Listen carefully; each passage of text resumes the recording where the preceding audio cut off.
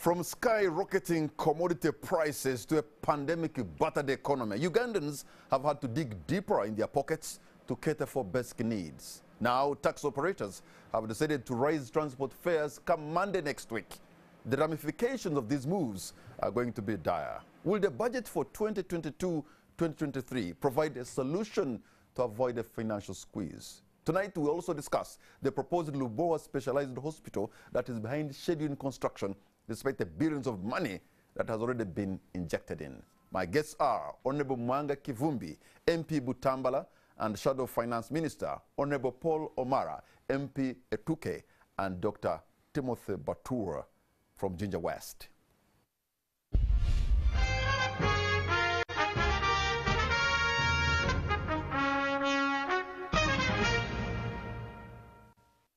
Gentlemen, thank you so much for having honored our invitation. A warm welcome to both of you.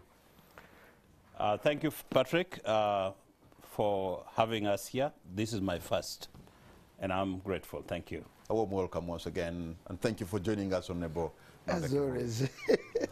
Let me actually begin with you, Honorable Mwanga Kivumbi, because you raised the issue of the Lubowa Specialized Hospital, that billions of money had been sunk in, and yet the ministers were coming to ask for more.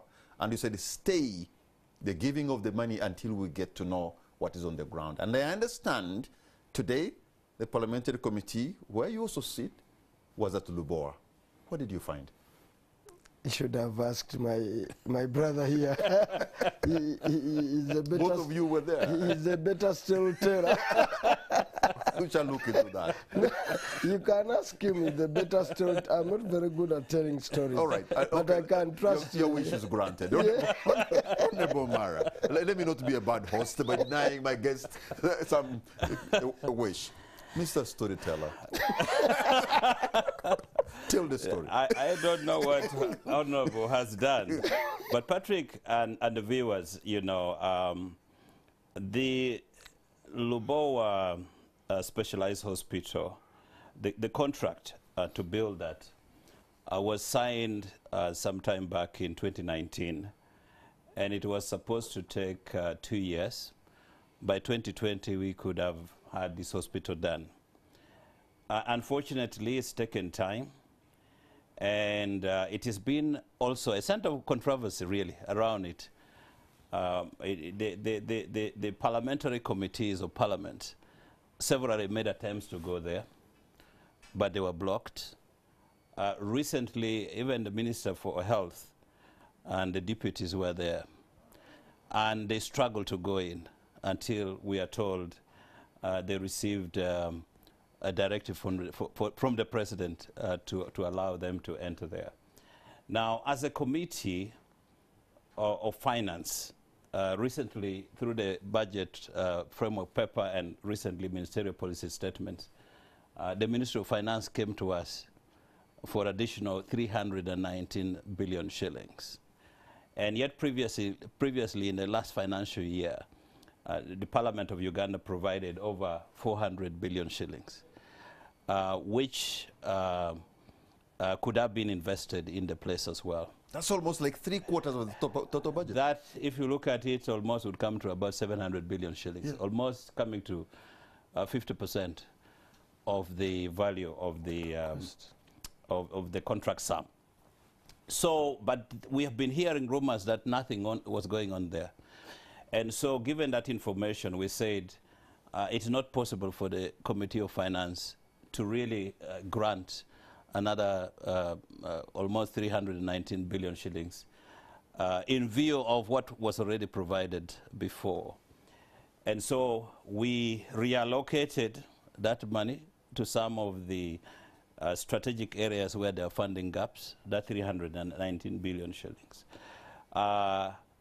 Pending our visitation also to go and see the progress that has been made out of the 400 billion shillings which was provided in the last financial year.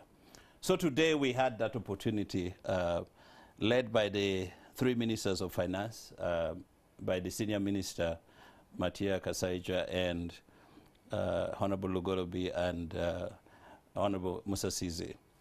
And we as a committee were led by our chairman. So we went there to see what was there. Surprisingly, we were all shocked by the level of progress that was there. Was it a pleasant surprise? We were not pleasantly surprised. We were shocked and we were disappointed, to say the least. And the lady, Penanti, yes, was not there, regardless of the request that was made by the Committee of Parliament. We were glad that the ministers were there. We went through the entire conversation. Nobody could provide answers. The young people that were there as a project manager and even our own engineer did not give us sufficient information regarding why he had to provide certificates worth $94 million, which so far has been spent on that project. And yet it doesn't show. It doesn't show on the ground. The value for money is not there. And so, as a committee, we actually concluded that we were right not to give them more money. And we requested for various documents, including the contract document, including the financing document. Patrick and the viewers, what the contract was that Uganda would provide a promissory note to this company. So with the promissory note, they would go to the bank and secure funds worth $249 million to build the specialized hospital. So after 2 years, then they can redeem the promissory notes after completing. Now, somehow 2 years have passed. They have done literally very little. They say it's 23%. We have so far paid $55 million in redeemed promissory notes and also gave them $45 million in advance payments.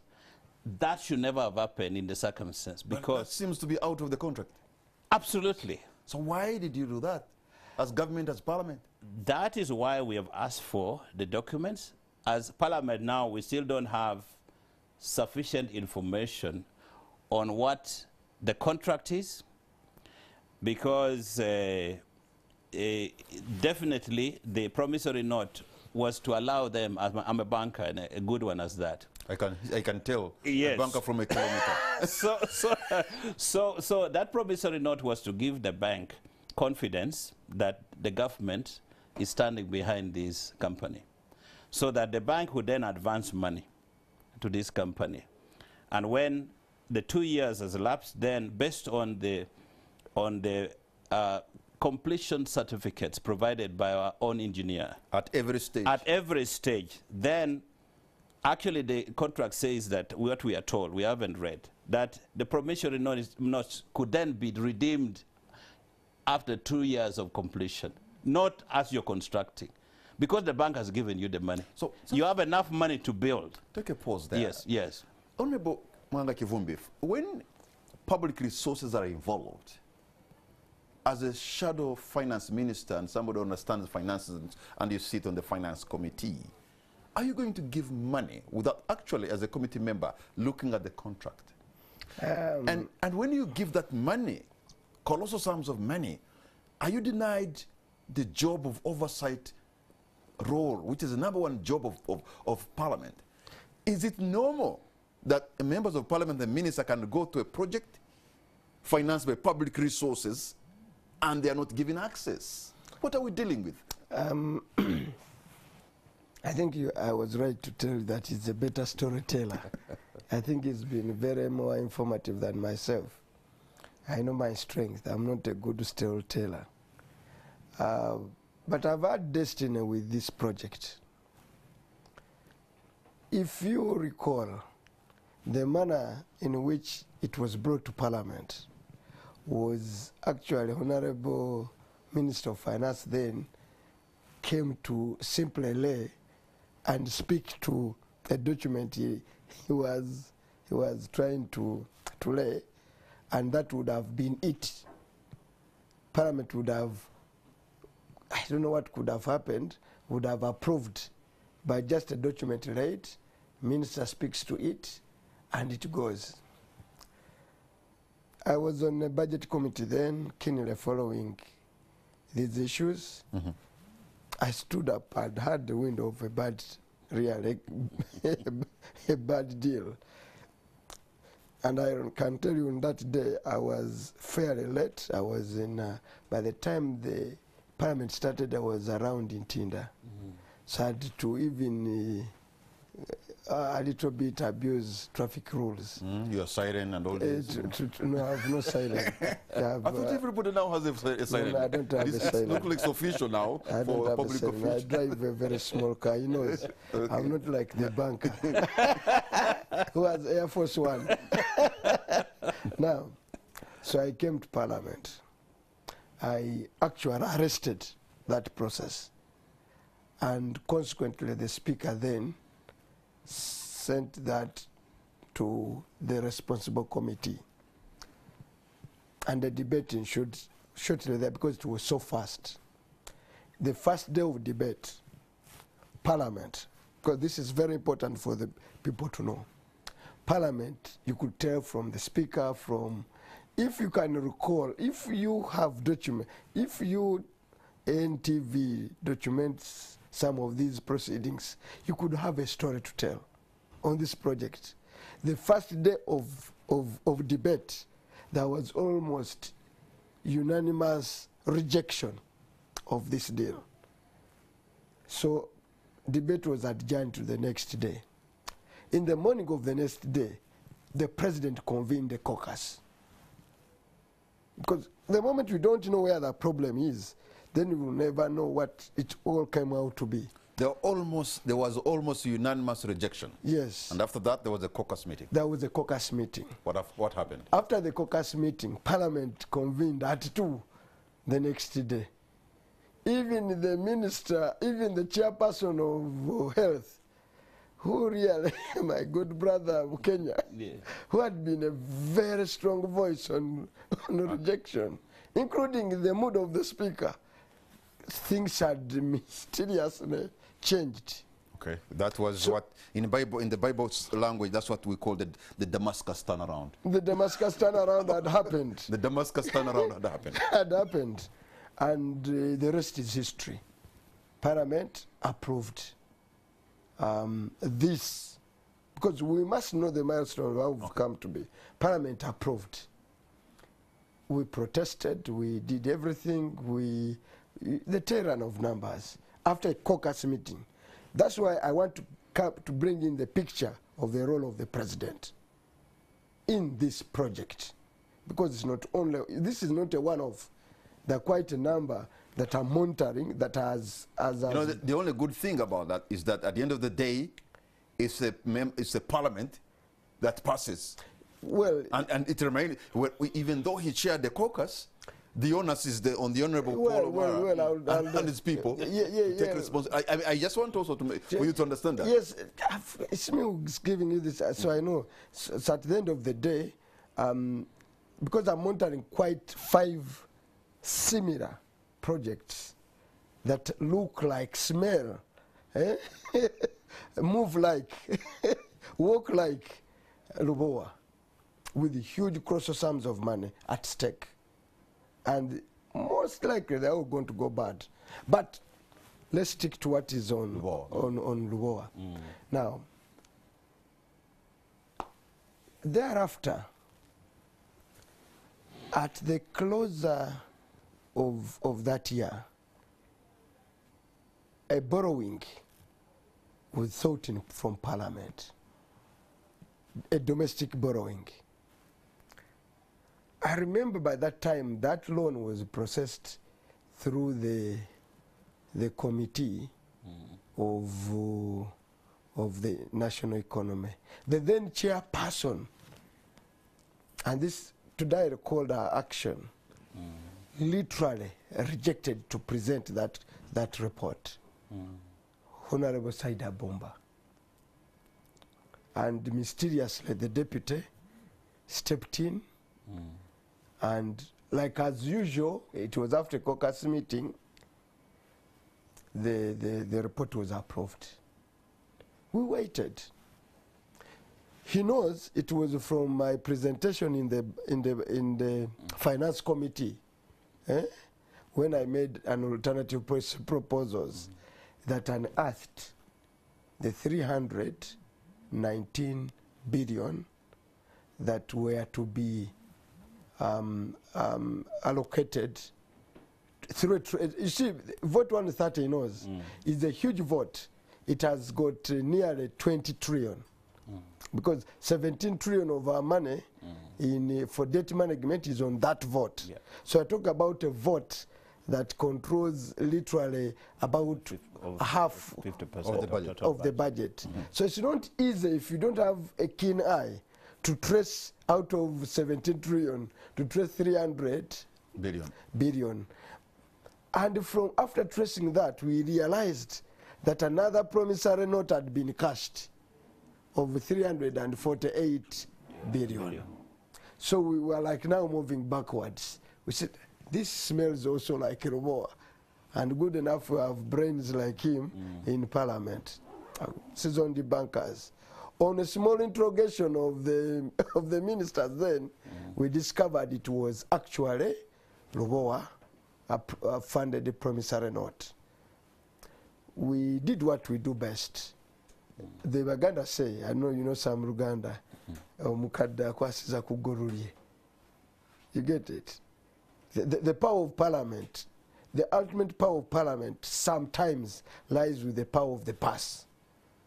Because at the end of the day, you can go round and round and round, you come for the money. Appropriation from parliament. But wait a minute, because I've just heard, in fact, I was reading that the speaker is complaining that actually parliament is being bypassed when it comes to appropriation. That you can decide this and the Minister of Finance decide another. That what you discuss and pass may not exactly be what the Minister of Finance is going to follow. Yes, obviously, that's why I'm alerting Honorable Mara that while we were passing money for that vote, we were not in the know that 300 of that, 348 of that money will go towards cashing a treasury bond.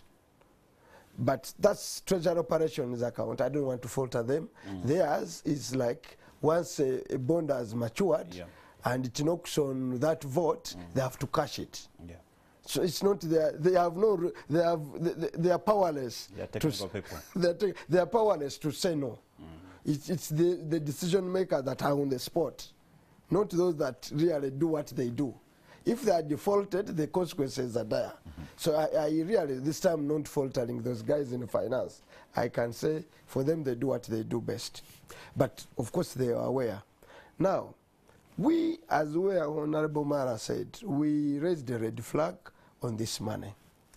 And when you go to Lubowa, first of all, look at the arrogance of the investor. Literally sent us teenagers. Not so? Yeah. Apart from Dr. Tim, who is an honors engineer from the Ministry of Finance, that's the Ugandan officer. Of Health. The rest were young boys. Very teenager, my brother Yusuf. My brother Yusuf, and another young girl, and another young boy. I can actually see you going into Lubowa there. Yes, another young man and another young boy. And look at the delegation. A whole minister of finance. Now, the honors engineer tells us that there is no BLQ. The bill of quantities. There is no bill of quantities. He said, if you want to know about this specialized hospital, Google. The cost per bed are known, you don't need a BLQ. Then we go to the next issue, was that to finance all this. And Patrick, maybe the viewers need to look at what is happening there, whether that is equivalent to 400 billion shillings, Ugandan shillings. That's what the investor sent us, that young man, to take us through all the nitty. Because Dr. Tim, engineer Tim, is an honors engineer, is a Ugandan. Yes. Now, those other the one called the consultant, is not even registered in Uganda. And that site has been abandoned. There is actually no constructor on site. No construction site. So now we realized that because they had two construction companies that had been part of the agreement. That is Rock something and some Chinese company. The two had been, they had run away. They ran away. They ran away. Now, as we speak now, there is no, there is no contractor on site, zero. Now they pick fundis. Fundis to work there. From, and I think they were there for today or 2 days ago, because you could see the excavation there was fresh. Yes. But you know what you're describing is very ugly. No, I'm telling you. We actually said that construction site should be a what? A crime scene. A crime scene, really. A crime scene. Yeah. So they pick now, there is no contractor on site. So they pick fundis under the supervision of now that young man, Engineer Yusuf. Yes. Okay? And they were the people fixing what they are calling a dormitory and a staff quarter, the dormitory, two buildings. Now, in the main site for the hospital, there were some young people who had brushes pushing to push water. And as we were marching out, they were also filing out. Yes. So that means they had been staged there just for a show. And the rest, the bigger group of these fundis were moving steel, you know, Mitayimba, from one place to another. Literally, it's beyond a theater. Okay? It is Lubowa is a health facility, but it is a hell facility. I've made that comment. Okay, so the question you asked me, the description answers everything. I've told you the genesis of where we are, and but look at this investor. Okay, the other day the Minister of Health was there. The other day a parliamentary committee. You send those people. This level of arrogance for people who come to this country, it's because they have a first call with the president. And because the president is involved, then earth must move, everything must stop. Literally, that's why I asked the question, what's the force behind this lady? Okay, let me because that lady... Honorable Paul Amara, yeah. You know, in a venture like this, we expect Parliament or government to do due diligence on whoever they're dealing with. Yeah. Maybe there was no due diligence done? Or are we talking about some personal interests of some important people? Because if this is a public, you know, facility, then really it should be subjected to all, you know. Patrick and the viewers, I want to say that the president is elected on manifestos and a lot of mandates. And as president, as the chief executive, he can always, from time to time, provide directives on what needs to be done. Now, the responsible entities, ministries, okay, this is a health facility, so the Ministry of Health is involved. Then there is the financing arm, where the Ministry of Finance is involved. Now, how in the world would such a big project continue like that without supervision? Because if you have agreed that building a world-class specialized hospital would cost this country $249 million. And what we have done is to provide, there is a contract which is signed. So how can we fail to follow the contract and implement it and make sure that within 2 years, because it's a big project, you allocate people in finance and Ministry of Health on top of the technical, like honors engineer who is on the site, to make sure that this project, everybody has all hands on deck and you deliver the directive to the president. Now, so the question that we must be asking is, if a president provides a directive, does it mean that you cannot implement, you cannot ask tough questions to making sure that this work is done? Of course you cannot. So that is our biggest weakness. So me, I do not buy this idea that because the president has given a directive, then you can go and do stupid things.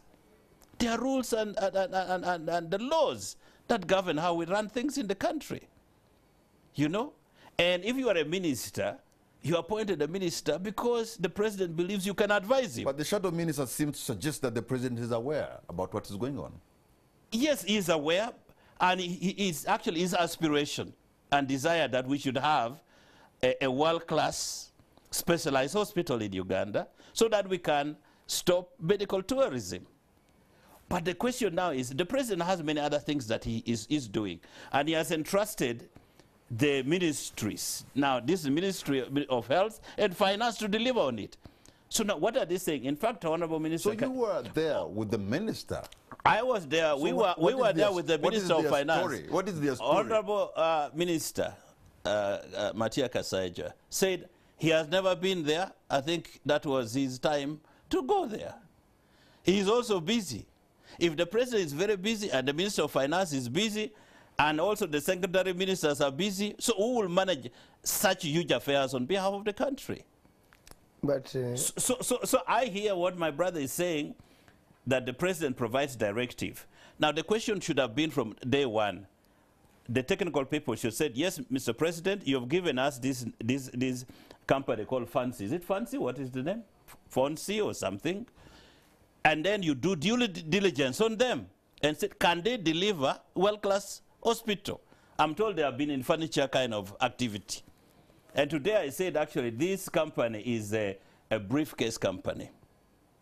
And until they provide something to the alternative, it's a briefcase company. So how then would you go ahead? You also have the Attorney General. You have the Minister of Finance. How do you go ahead and sign a contract with that entity? If I were in that position as Minister of Finance or Attorney General, I would advise the President into the contrary after we've done investigations. So why now everybody is falling around? Is it the President directing? No. You are supposed to do investigations, provide a very polite but firm position. That this, Mr. President, is a Fonzie scheme, is a briefcase company, cannot deliver what we need for the country. And let him overrule it, and then you would walk away and say, okay, I provide a very solid advice, but I was overruled. Then the president take full responsibility. Yeah, but, well, first of all, we will miss the point if we drag in the president at this stage. That is why I was saying that, so let's leave the president alone. Let's first deal with the Minister of Finance. With the fraud as it is. Exactly. Because, of course, there are other reasons if I wanted to extend the debate. Yeah. Because other ministers that tried to go there were stopped. I remember that. Okay? On whose order? I don't know. And I've spoken about arrogance. But be as it is, at this point... Or assumed power. You know, when people think they talk to the president, they can assume that power and they think they are the president. They are not the president. What now benefits this case is for now, to leave out the president. We will come to it later. Because, as you know, Harry Truman said, the buck stops with me. So... eventually, all these are advisors. On matters of this nature, even intelligence plays a key role. Yeah. Because part of what you have economic intelligence. Yes. It's not just to spy where Mwanga is and blah, blah, blah. Part where we really need qualitative intelligence is when we are moving into committing government on these sums of money. Where was Director ESO, all those that do crime, I mean economic intelligence. Economic sabotage. Economic sabotage. You have a whole director. But that's for another day. For me, the question now is that we are dealing with, there are three technical areas to examine. One, as we've moved. Yes. Did this lender provide the money to the investor? Honorable Mara, you are aware? Yeah. That's a mass earth-moving question. And the lender is not far. It is Exim Bank Africa and ABSA. ABSA. Yeah.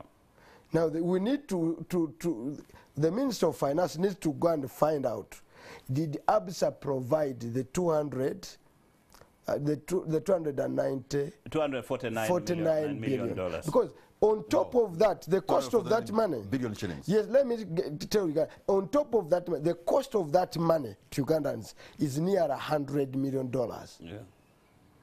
in the profit. Yes. You see, we pay the direct premium, and we pay another on top of the premium. That's why it comes to 360 something million US dollars, the total sum of the project. Now, what they are redeeming, now, if you follow the schedule of redeeming, is you are redeeming including the profits. Now, but the first question to ask, did the lender, okay, give out the money? So now, you pocketed the money of the lender. I'm saying these are possibilities. You pocketed the money of the lender, and you are again redeeming. So because the banker, which has the promissory note, cannot redeem where it did not give you the money. So so that's a technical aspect, and that may tantamount to fraud if proved true. You defrauded the country in broad daylight. So that's the other issue. The other issue is the owner's engineer. Who issues the certificate? Just from the Ministry of Finance of Health, the doctor team. Who moves, because it is upon his certificate that money moves. Now, the owner's engineer should be on the spot. Was their work commensurate? But you are with him today, I suppose. We are with him today. We asked basic things. First of all, remember, it was me who told him in the first phase, this is what should be included in the first, because there were milestones in the agreement upon which a promissory note is supposed to be issued. Now, so far, are they 3 or 4? There are 5. There are 5 that have been issued. Yeah. Okay. For each milestone, there is a detailed component of the milestone. Yeah.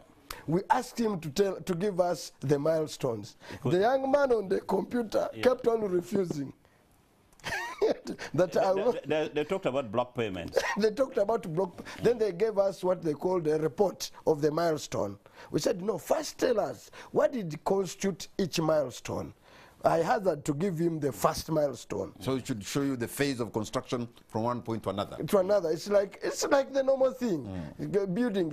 You know, nobody should tell you this is rocket science. It is like the first phase, there will be agreements, there will be consultants, there will be this, there will be this. That constitutes the first phase. Yes. And once that is done, there is a promissory note equivalent to that. Then the second phase, they will go do a slab, okay, the ground floor, and that will be it. Now, for you to come to 23% of the project, where you, after 23%, you have almost taken half of the money. With the 23, you have taken 37.75%, almost coming to 40% of the money. So they work from their perspective. And when you go to the ground, actually, as I told the committee, construction is like a pregnancy.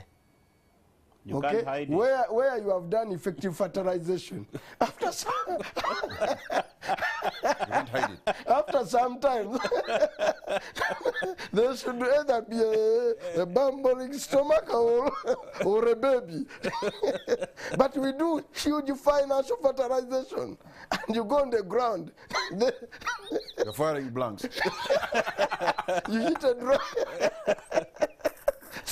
So we've done effective and efficient fertilization. But we're waiting for the pregnancy. 0. Anyway, that is on the lighter note. So construction is like that. You could go and see. Now, how on earth would any engineer on planet Earth tell you he has no BAQ? That he doesn't know how much. How did they arrive at the $249 million? And says, you Google. He was telling us, Google, you Google, you'll get these things. So even a doctor team, but also a project of that magnitude, to have one individual. I would have expected a team of engineers too. If the project is supposed to have a consultant, we asked for the consultant. The consultant is literally nowhere to be seen. Okay. Therefore, my fellow countrymen and women, sometimes we shouldn't let impunity pass. And we must tame this level of arrogance by some so-called investors. You defraud us and you are so arrogant. Without money, they don't have the money. You come here without money, yes, and pass around. You know, it is high time that somebody rose up to the occasion. And occasionally I get leave Parliament very disappointed. But in the last few days, I've had a smile on my face. Courtesy of people like Omara and members who are in the Finance Committee. I can't speak highly of them. And even the entire Parliament. I can't speak highly of them, higher of them than I could. It's one of those moments that I've been in there and said, okay, I think sometimes they can bear the burden. Right. And they are the firewall. All right, gentlemen, hold on to your point, because we're going to take a break. When we come back, we shall also be joined by Honorable Dr. Timothy Batura, Member of Parliament for Ginger West. On the spot, we'll be right back. Thank you.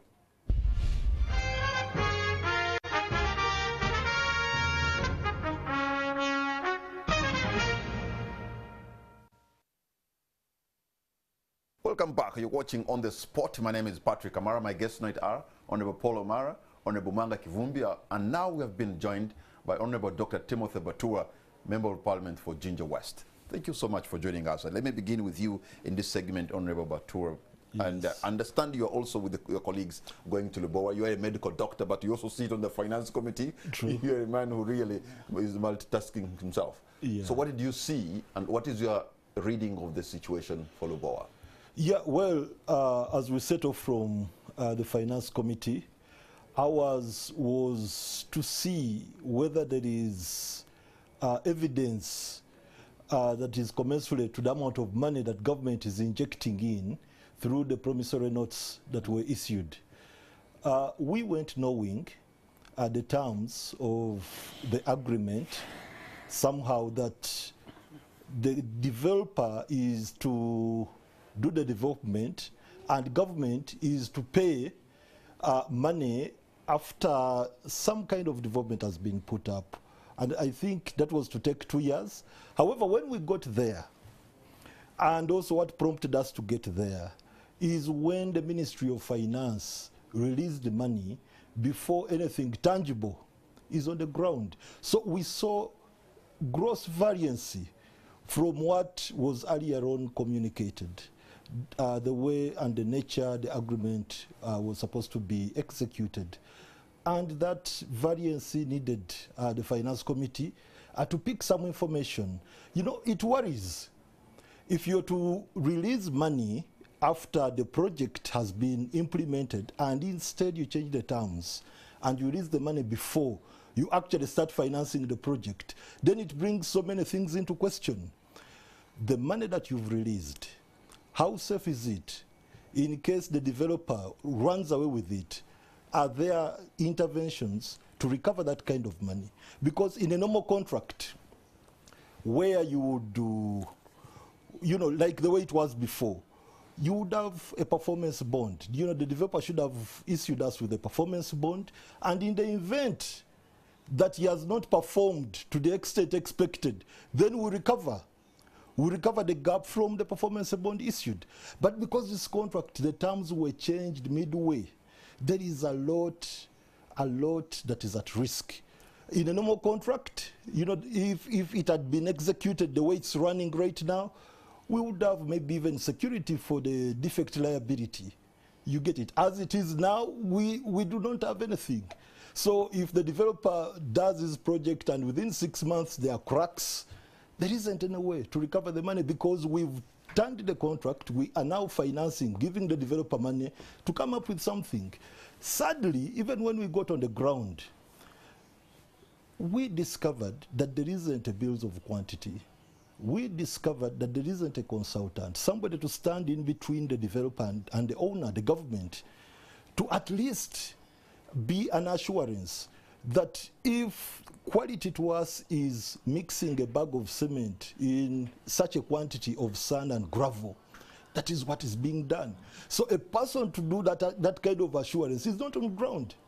There isn't even a contractor. And yet, we see activities that allude to construction going on. You know, when we got there, we saw men at work. Some men were up there bending iron bars, others were moving around with cement, others making repairs, activities that show that there is some form of construction going on. But while discussing with them, they confirmed to us that at the site, there isn't a contractor, there isn't a consultant, and we don't have a BOQ. So you can imagine the risk in the activities that are ongoing right now.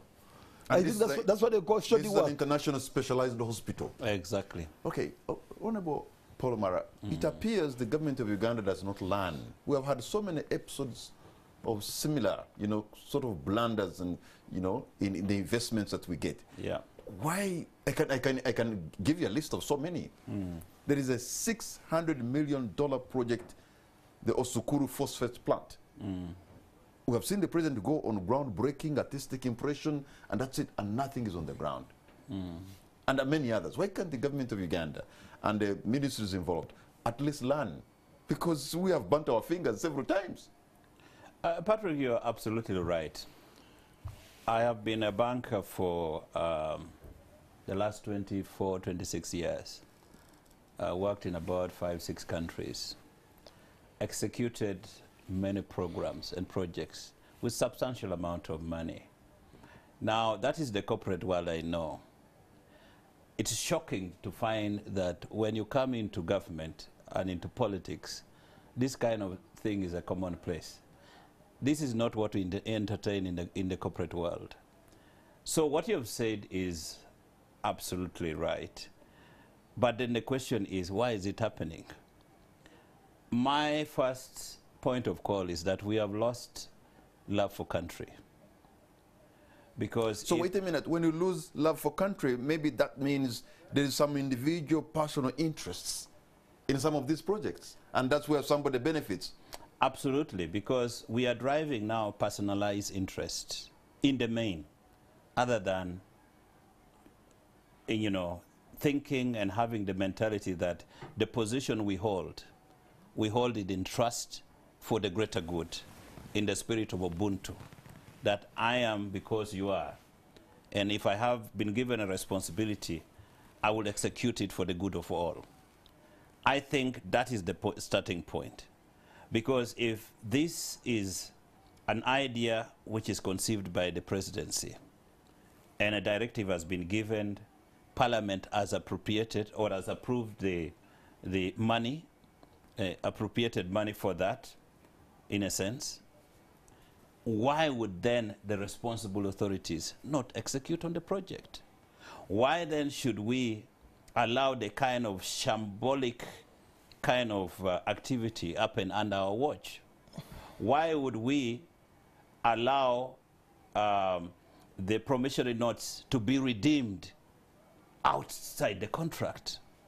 Why should we provide advance payments when we have issued out a promissory note to guarantee this person a leeway to the bank, and we could only do it after 2 years? Do you blame the president? Who do you blame? So all of us... The two ministries. And yes, the two ministries. Minister of Health and the Minister of Finance. Exactly. Where have they been all along? And you know, Patrick and viewers, as I said in the beginning, this project was supposed to take 2 years. 2019, 2020, chapter closed. Money paid. By now, we would be enjoying world-class treatment in Uganda. But right now, they have used the force majeure in the contract to willy-nilly extend project completion dates. You know, all the time. And when and you know that now that they've talked about force majeure in the contract, it's a very yes. It's another zombie. Another zombie thing which is put there. So they will come. Oh, we could not do this because of COVID. Force of nature. Or force of nature. Oh, we could not do this. There was too much rain. You see that kind of nonsense. Too much rain. Oh, we could not do this, and they kept on increasing. When our own engineer was talking about it, I felt like, you know, falling off from my chair. How could even they entertain that kind of thing? So now they have pushed the completion date to June 2024. 5 years outside the completion date, original thing. Now they have not even changed the contract, aligned the contract to the projected date, but they are now concentrating only on sapping out the money. It is incredible. So, Honorable Mwanga Kivumbi, you're a shadow finance minister, you sit on the committee, you've been in that parliament for quite some time, representing Butambala. Whom should we, how should we get value for money, and who should answer for this? First of all, who's directly responsible? Omara touched something. It's an indictment on the elite of this country. You and me. Sometimes where I sit, I'm like, I was educated on a public pass. Yes. I enjoyed the government scholarship. Went to public. I've never went to a private school. I went to public schools. Gombe Umeya, Gombe SS, Chibuli SS, Makerere University. I've been to public institutions. I was sponsored by government for my bachelor's degree. Okay? A peasant in the village, paying through taxes, paid my school fees.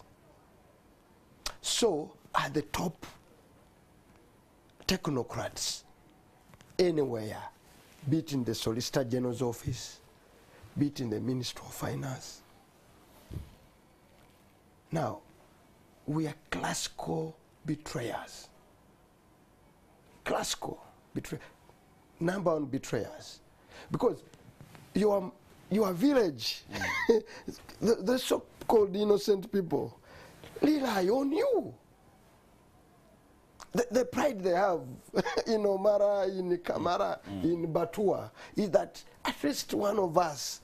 And when you go there to seek even for votes, we parade our academic and say, you know, vote me because I'm more qualified than to represent you. To represent you. And our people have not disappointed. Yeah. Quite often they have elected people with fairly higher academic standards on average.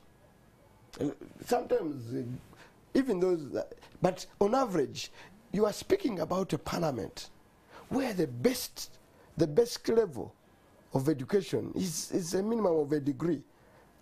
You get 90% or 95%, even 98% have a degree. Actually, you have a fair number of people with master's degree, with fair experience. You go to the Ministry of Finance. Some of the brightest economists I went with to school work for government.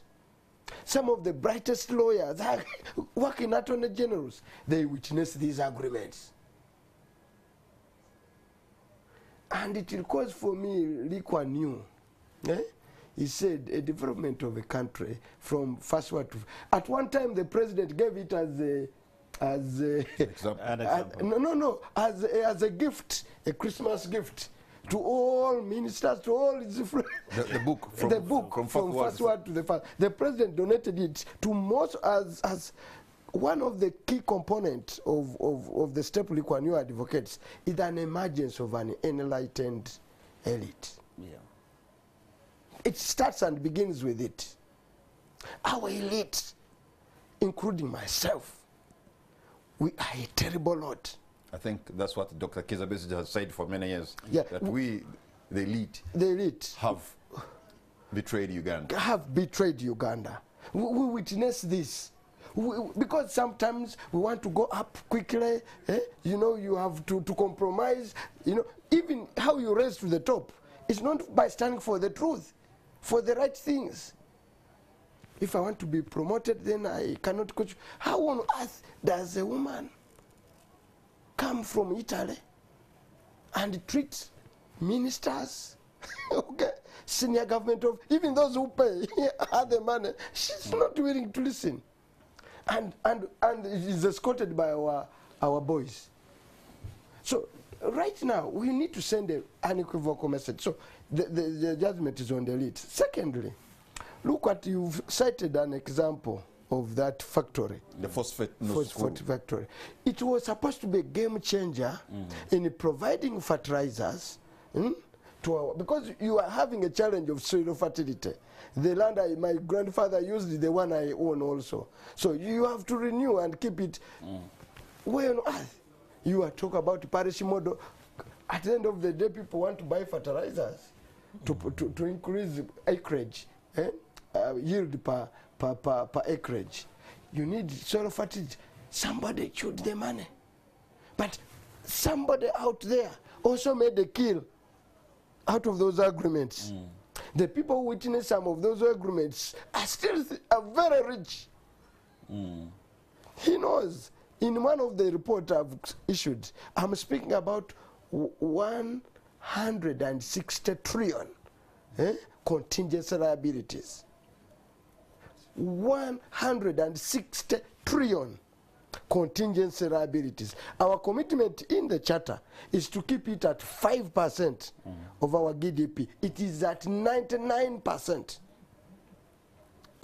And let me tell you, I have a list of who and who has got, is part of the contributors of 100. It will shock you. If I released it, this Kampala will be on fire.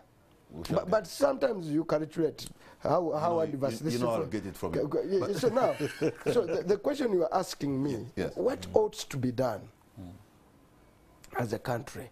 This you can stop. Because we have the knowledge of what is going wrong. The question is, do we have the courage? Can we summon the courage? My answer is, I believe institutions like Parliament are on the spot. These moments are very trying. There are definitions that define a parliament. There are not many. Moments that define the 9th Parliament, you remember, maybe just to provide information to my brother, I've talked to many NRM MPs who were in the House, in the 10th Parliament, when this came, this matter of Lubowa. And many rallied members. He talked about NRM caucus. They rallied members to support this. And actually they did it with a lot of good faith, that we as a country spend a lot of money, billions and billions of shillings in medical tourism, and only a few elite go. The majority of us remain here. So now this was an opportunity for us to have a world-class hospital here. And so the support from Parliament was genuine. But now I think is that execution of these projects, many of them have gone wrong. No matter, and why? No matter, for your information. Yes. Ahead of that debate, we asked the Speaker, Rebecca Kadaga, asked the Minister of Health to come up with the status of the health, the status of health facilities in the country. Before we could debate, we had to just suppose, is that the quickest way? Because as I told the country, to have a turnkey district hospital, you need 35 billion. A turnkey district hospital, you need 35 billion. So far, the money spent on Lubowa, the first goal will give you 10 turnkey district hospitals. You have 39 districts in this country without a district hospital. You have 100, you have 3,000 something sub-counties without 300, without a grade 3. Health Center 3. You have 156 sub-counties without any health facility. You have, and we're blowing 700 billion. you are blowing 700 against. You are informed in that report that if you up small amount of money, give them to Mulago, okay? You could have a facility that you want set up. So, Honorable. So the question is, because I've been around looking at these things, and just suppose it, the committee, Parliament made a decision, full aware of the consequence. The red flags were raised. Were raised. We said, we also went through the profiled this lady and said she had been an arms dealer, okay, very close to Muammar Gaddafi. Then the profile of the company was dealing in furniture.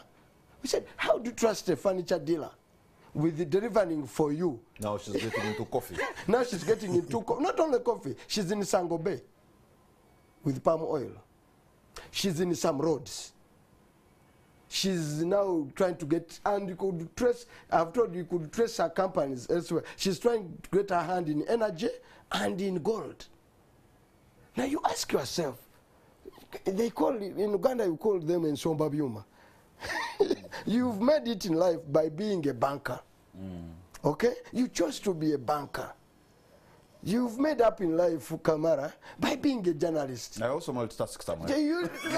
Within a reasonable range. Okay. But you can't be so, it takes a genius to move from furniture to come to hospital, from hospital you go to coffee, from coffee you go to palm oil, from palm oil you go to construct roads, from roads you want to go to energy, from energy to gold. And guns. And guns. Oh, really? Okay, now, Honorable Timothy, Dr. Timothy. Yes, Governor. As a legislator, when you converge next week, I'm sure, but Monday or Tuesday, what would you want now the course that Parliament should take?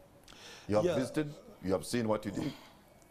Yeah, we are going to make a report, which report will inform the decision that Parliament will take. But notably, as a country, we are trying to pursue a lane that is into pre-financing, which is pretty much what has been happening with Lubowa.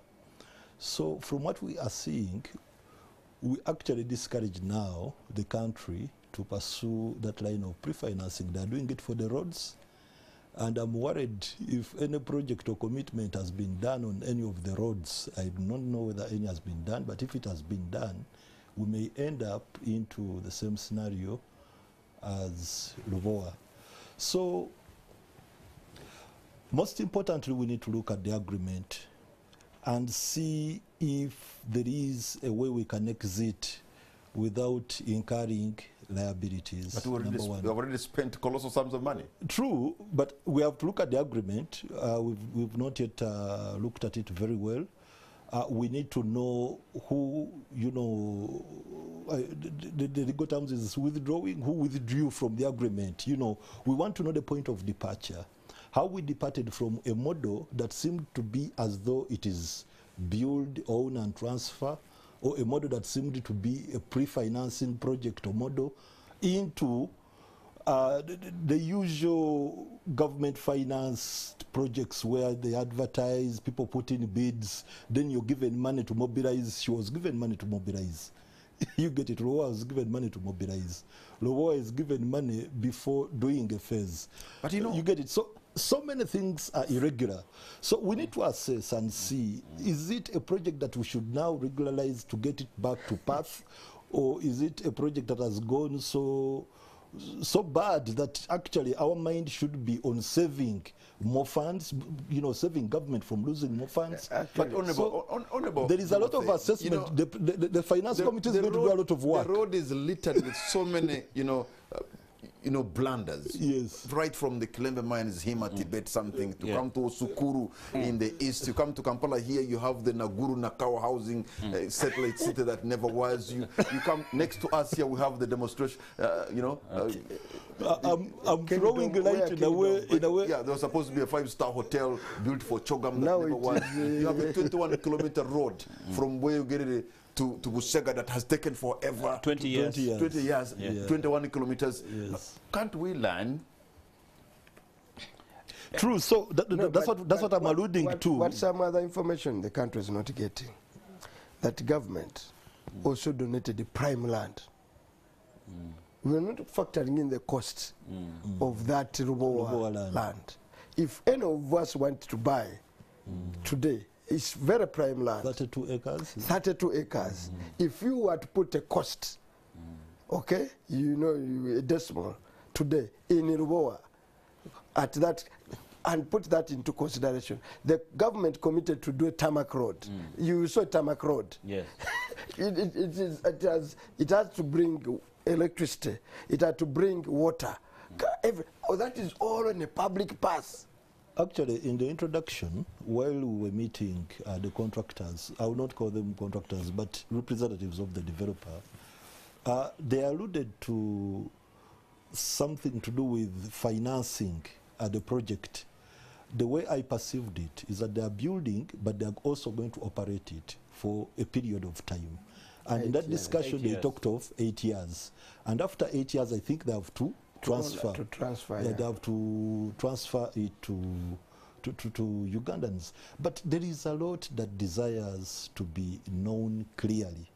You're talking of a super specialty hospital. We have a challenge in Uganda. If you talk of super specialists, what you are not even there are very country, few. just for information, that during that 8 years, we guaranteed the number of patients in the agreement. Okay? In the agreement. Yes. During the 8 years, we guaranteed that there will be this number of sick Maybe there will people. be 1,000 patients. If by heaven's sake, they don't get those sick, numbers, you pay. Government will pay. But even, and also, I do not know friendly the charge or the bill will be to access treatment in that facility. So many gray areas in this. You know, the specialists. That we shall give you 1,000 patients. Yes, if you don't reach that. If you don't reach, the balance you pay. Yeah, so basically the burden is on government. You know, the developers so little risk. You must fall sick. There are times when The developers so little risk. But also there's something I wanted to also bring in perspective. The facility, in terms of value for money, the facility has 7 theaters, but 2 theaters are going to be for transplant kind of operations, Mulago National Referral Hospital, and specifically the Uganda Heart Institute, has been having 4 intensive care units. And the nature of the work of the surgeons there, of that institute, is that whoever they operate upon recovery, recovers from the intensive care unit. The patient could take a day or 2 before being transferred maybe to the HD unit or to the ward. So the intensive care unit, in a way, limits the number of operations you can have in a week. Mulago, where they've been having 4 beds, they couldn't go beyond 2 operations a week. Now they've scaled. They're having 11 beds. There's a new structure that was put up. They have 11 beds and they have 29 HDU beds, thanks to Dr. Mangino, the head of the Art Institute. And of course, there's some money that he needed. He needed only 5.8 billion shillings to operationalize that. Fun enough, it had been cut. There was a budget cut and it was taken to be an unfunded priority, but that we shall put right.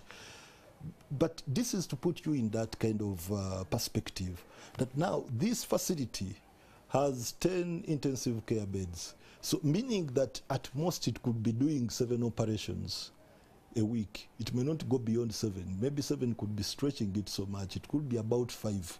You get it. So value for money assessment should also be done so well to see whether really the much that we are putting in, we shall be able to reap something commensurate. And also recruitment, I think it's being done from outside Uganda. I do not know how expensive those specialists will be vis-a-vis our salary structure. I do not know whether they will get a Ugandan salary or it will be like a private hospital where still we go and meet hefty bills to access treatment. So there are so many gray areas in Lubowa, beyond the construction, beyond the challenges with payments and all that. There are many gray areas that need to be addressed. Can we know how much money we spend in medical tourism a year? I don't have, when you look at the theoretical aspect of it, it makes a lot of business sense. I'm told about $150 million. But there are also underlined assumptions. Underlined assumptions that that hospital will be the preferred choice of the sick people. You can have a World Health Facility, but with the poison around in the country,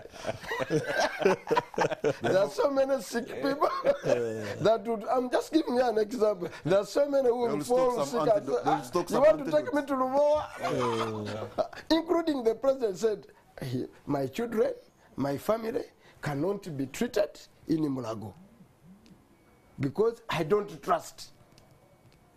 That's a president. Now the assumption is that it will enjoy public trust, is that I will be so safe in an intensive care. There's a general who is investing in antidotes. Just imagine having criticized the lady this much that I will fall sick and say, can I be taken to Katemara, having said what you have said? At the end of the day, we will say, I prefer to go there. So that's the basic assumption, is that whoever falls sick would prefer to go there. There are so many, for obvious, I just given you reason. You have a deficit on trust. Okay? All over, there are so many of us who don't eat in the canteen, unless I found that cafeteria thing. The moment it is over and I peep there, I can't press my order. I'm just giving you an example. Is that so bad like that? I'm just giving you I'm not saying it's so bad, but personally I can't. And I think Omara cannot. I cannot say now I need... By the way, social media, it was news because the Right Honorable Speaker went to eat in the canteen. We ate together yesterday. It was a cafeteria, but it was a buffet. Big news as well. It was a buffet. I mean, but I don't think she can press her own personal order and say, do you prepare for me a plate of a full platter, and she safely eats it. So you have a deficit on trust. I'm just giving you some of the underlying challenges. And that's obvious, is that I will fall sick and I trust that institution to take care of me. That's one assumption. So the theory part of it comes with a lot of underlying assumptions. The thing is that it will be up to standard when it runs. Because that's also a different milestone. You can set up the building, the structure. On delivery, it takes a lot to build to be an Aga Khan. Okay? It takes a lot to be an Aga Khan. But before we wind up or go in another session, I think where Ugandans need to at least pick hope is that Parliament will really find ways of ensuring that the project is delivered, because it's of benefit to Ugandans. We really need this hospital. We need specialty care. We need a place where we can have organ transplants, because many people in need of these kind of services do not have enough time to travel and get on waiting lists elsewhere. You get it. But also, we need the Ministry of Health to come out clearly so that we know whether it's going to operate like any other government hospital does, where a patient gets in and accesses services free of charge. If there will be some co-sponsorship, let us know.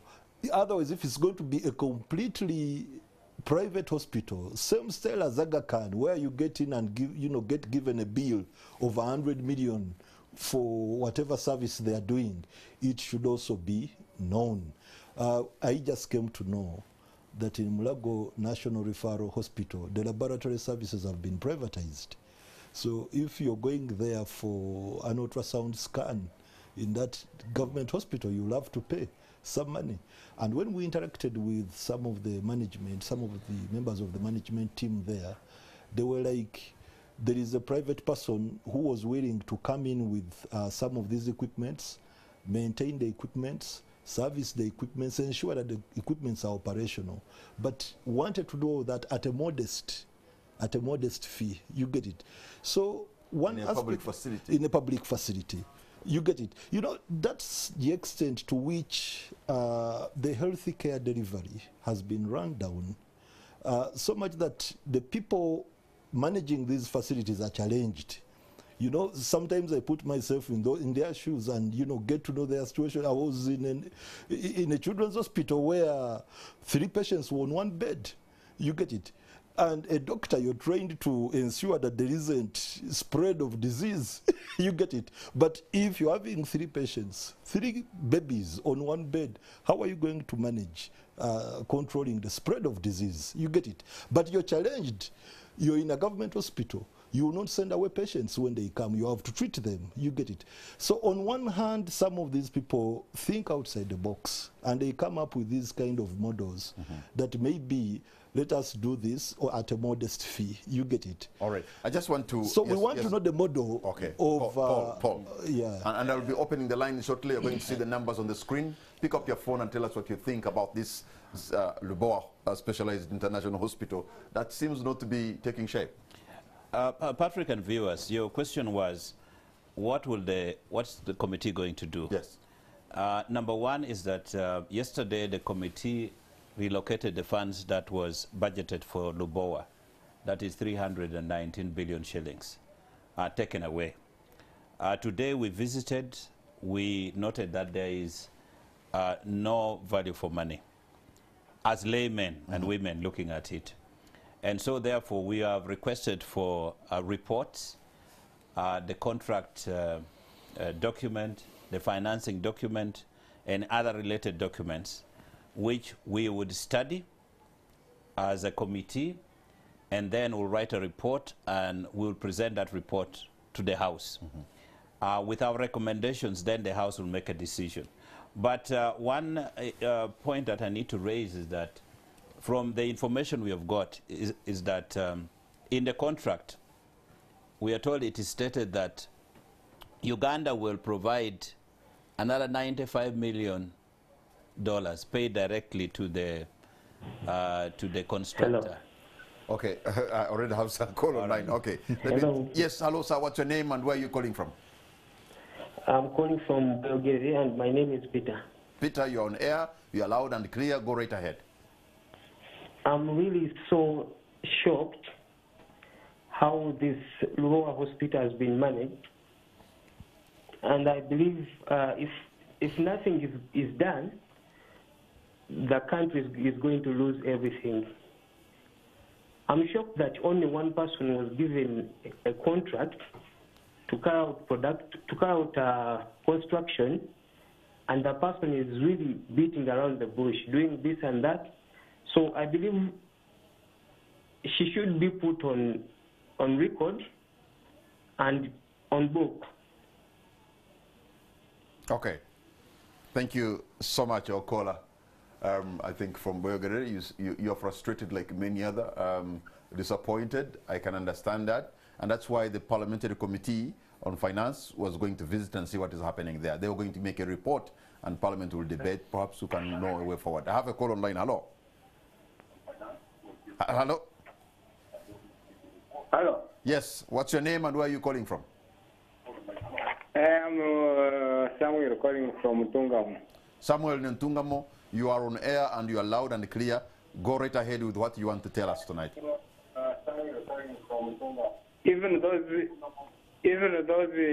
MPs trying to pilot the project are all mafias. They are just coming on the TVs, just discussing that they are just inquiring about the value for the money, but all of them are the same. Why are you saying that? That one is not serious. No, we don't see the results. They just go there and complain, but after all, we don't see the product. The things are just done the way they are supposed to be done. They are making a report and taking it to Parliament next week. That's what they have said. You don't believe them?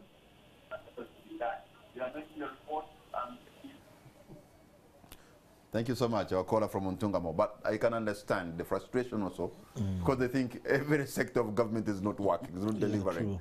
So quite a number of people who are frustrated today. They don't know where to run to. Our neighbor Mwangi Kivumbu is talk, and yet they see, you know, the road is littered with so many examples of the same. So they wonder who is going to rescue them. But you see, That's normally also propaganda by Yes, propaganda. Yeah. by those that let people be appreciated for the little they do. I mean, we've unearthed this. If for no other value, we've brought it to the public discussion. This is in-house generated from Parliament. Not like a paper reported on it, we picked on it. It's out of our innovation. Someone genuine. Because there's also propaganda to discourage and universalize corruption. So, you know, everybody, including journalists, including everybody, all those are corrupt. That is also propagated by the corrupt. I'm not defending anybody, but that's not, those who pick courage, we benefit by encouraging them to go forward and are able to speak true to power. So I don't think those elements in this country are positive, because I see a lot of courage being picked. I know the pressure some people go through to say what they say and do what they do. Even those in NRM, there are those really who stand their ground. And on many occasions they do. Sometimes they bend because they are politicians. But at the end of the day, let's be positive about this country. Like Honorable Bato was saying, pre-financing delivered huge infrastructure development in Middle East. In the countries we go to and enjoy fast-track infrastructure, they are pre-financed, they are all these PPP models. So we are copying from success stories. But the challenge is, how come they succeed there? And when they come here, they fail, we fail. Those financing models are not by themselves a problem. They are viable, they've worked well everywhere. Like conceiving an idea of building a super specialized hospital. On the face of it, it's a noble calling. Okay? You don't blame anybody who conceives it. But the executors, as Omar said, at the time of execution, how do you go about it? Where is the Solicitor General? Where are the economists? Where is finance? Where is the role? I understand the public to say, why was the role of Parliament? Why could the Parliament have not stopped it in the bag at that point? Because it came in there. So I understand that kind of blame and say, okay, everybody has not done his part. But the question is, do you have the capacity to put things right? The question is, the answer is, we are trying. It takes a lot of courage to do what we do. Actually, the project may be more expensive than it should be had we not intervened. But by the intervention we are doing, our effort is to make sure that if we are to acquire the project, let us acquire it within the budget, within the money that we had earlier on budgeted. Let us not go beyond that. And if we don't do what we are doing now, look at the money, the $249.9 million US. What they've received for so far is a great percentage towards $94 million. Yeah, a very big percentage. Yet that money has another component of running that hospital for the 8 years. No, for 1 year. In the agreement, yes. The money is for design, for construction, yes, recruitment, equipment, and training, and operating it for 1 year. For 1 year, including drugs and everything. Yes. For 1 year. Yes. Now, so we would expect the project to stand by 1 year on that money. And let me tell you, the profit margin, the cost of that money is near $100 million. $95 million. It's $95 million. That's the cost we pay to the borrower, to the lender. Can I explain? But now, as you proceed, the activities you've just outlined, if you apportion them, some percentage of money, of that money, you will actually realize that the pocket for construction is almost running dry. Because the balance will be needed for training, the balance will be needed for equipping, the balance will be needed for recruitment, then on the balance still there will be money to run the facility. I think you're raising also very important. They're almost exhausting money for brick and mortar. So the budget for construction should be almost taken. I think all of it has been taken. I want the public to pick this other particular component. when we agreed to give them a promissory note, they were supposed to go to the bank and get money and do this work and finish. As in the contract as well, after 2 years, in the contract as well, we are supposed to pay them $95 million in financing cost, which means they go borrow money, they will be charged interest to do it, and that one we are supposed to pay. Now, it seems to us, we are yet to confirm based on the documents that we have requested, it seems that they could not have gotten money from the bank, or if at all, very little. Now, they ran to us for money now. You see, they have not gone to the bank. In fact, our own engineer said the banks, had problems with them. They had challenges with the bank. So now they come and get advance payments from us. We have given you a promissory note to go to the bank and get the money.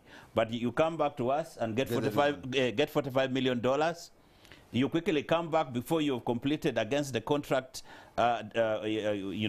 details, and come and get another. You redeem another pro forma invoice worth $55 million. You are giving them a lot of benefit of doubt. Yeah. The other benefit of doubt is that they could have, because they could have gone to the bank, gotten the money. That is the second aspect. Because that's a most likely, because it's the bank that redeems. The bank that redeems. Now, so what we want to find out, that's why we are looking for the financing contract. Did they sign the contract with the bank? Did the bank give them money? How much did the bank give them? And what did they do with the money? Now that they are redeeming. Now that they are redeeming. And also about the training, I would have so many questions now. For the training aspect, I would really expect that now that the project is going to be delivered in 2014, as they 2024, as they've told us, by now they should have taken some of our good doctors to do super specialty courses where, in several other countries where they can. Instead, when we were at the site, we were shown a building, which building was actually being constructed by the casual workers who were there, who were not supervised. And they were like, this is a very simple building that will be used for training, and then the other building downwards will be a dormitory. So we do not understand the training they're talking about. You get it? So training a super specialist in the kind of structure that we saw, really, it doesn't add up. So many things have to come out clearly. But we do implore the Ministry of Health, because it is overseeing this project, and it's the right ministry. I think this is a sad story. I think this is an ugly story. I think it is disturbing and disgusting. I hope the Committee of Parliament and Parliament will do some work. I hope maybe this is going to be to put an end to all these blunders that we've been saying, because we cannot be losing such monies. And maybe the Minister of Finance and the Minister of Health should be tasked to explain why they didn't do their role, and maybe even you, members of Parliament, the oversight role, which is to supervise. I wonder why they could not give you access to the place. But we have to end the conversation now. We have asked so many questions, and those questions will need answers moving forward. But maybe our concluding remarks. Let me begin with you again, Dr. Timothy. Your concluding remark, and then.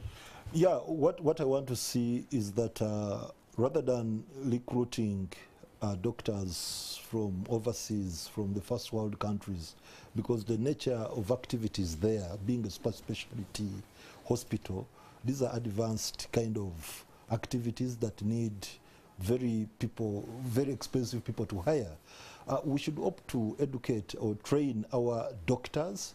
We have experienced doctors. We have doctors who have specialized in certain areas who can go and do super specialty. We have doctors, Ugandan doctors, Ugandan doctors elsewhere in the world. Yes, Ugandan doctors. Let us train those who know and understand our salary structure, who know and understand and maybe can comply to the patients that the country needs. You get it, so that they can come and work.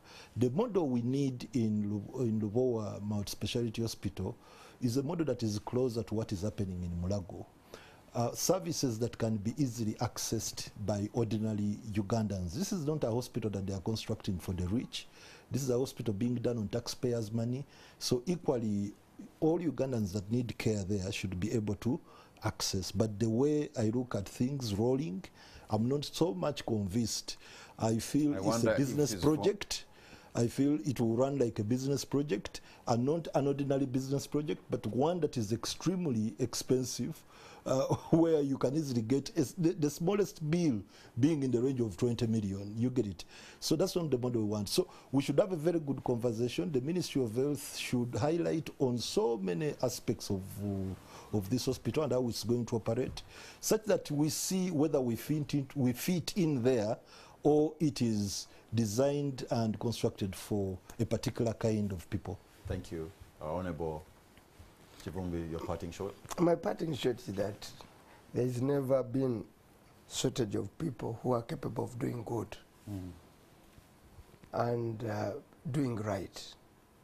Let us, at this moment, encourage the small voices amidst the cynicism of us also being reduced to, you can't make a difference. I can tell you, you can make a difference. We are with Mr. Omara here and others. Where we sit every single day, small milestones are traveled and registered. I was in defense as a shadow minister. I left there having done quite a commendable job. Difficult as it was in internal affairs. Literally, I rescued Naguru land. This is where the police sits. By now, if it had not been our solid stand and opposing a president direct, Naguru would have been gone. It had to take some of us to stand before a president. This one is wrong. Okay? There was a time when there was an amendment on bail. It took some good lawyers, even in a caucus, to rearrest that move. They explained and said, you know, you are saying for bail? That's not the right Yusuf. Is it Yusuf? He did a fantastic job. So whoever is in the corner now, fighting for Ugandans, maybe a journalist like you, maybe a writer, maybe a blogger, okay? We must encourage them, other than those that are preaching cynicism, that nothing can't change. Things can change. He knows how we persisted on this one going to literally a few people in a committee saying, you know, you go to the floor, you are blocked. You remember when I tried on the floor, you are blocked, you try another bypass, you succeed. You continue knocking on the door. The only way, the Bible says, water that keeps drawing constantly on the rock, eventually breaks it. Let's Ugandans, well, I know there's cynicism, but me, I'm here to encourage you that we can surmount this by working together, by building synergies in the media, and I can see a lot of patriotism. You can imagine the country first watched NTV before we went to Lubowa. You remember one of these televisions that graphically, and you can imagine, I'm told the journalists had to go to a building somewhere, okay, next to Lubowa, and put a camera, zoomed it, to have this story out. Those are heroes. So I'm encouraging Ugandans everywhere. You can make a difference. All right. Thank you so much, Honorable Paul Omara. Thank you very much, Patrick, and NTV for giving the viewers opportunity to listen to a national conversation like this one. I think this country called Uganda is the only country we have. We don't have another one. And as I said before, the citizens are trusting their leaders to deliver the services that they require. Now, as Parliament, we are going to do our part without fear or without any reservation. And I think the ministers now should know that this 11th Parliament is not like the 10th. Some of us are very committed to this country. And we are going to raise this matter frontally, with respect but firmly. And we hope that this matter of Lubowa will be concluded. And also, the briefcase companies, we should make it very difficult for them to operate here. And those who back them and support them should know that we will expose them and we'll have a very tough discussion. I want to thank you. Thank you so much, Honorable Paul Omara. Thank you so much, Honorable Mwanga Kivumbi. And thank you so much, Honorable Dr. Timothy Batura. My pleasure. And I want to thank you for the privilege of your great company tonight. Uganda, we have a good country and we're good people. We deserve better. Let me pick the words of Paul Omara and everybody else here. I think we have ended on an optimistic note that things can be better. I suppose we have a choice, Uganda, to build and for some people to destroy. I beseech you, let's choose to build. Good night, and God bless Uganda.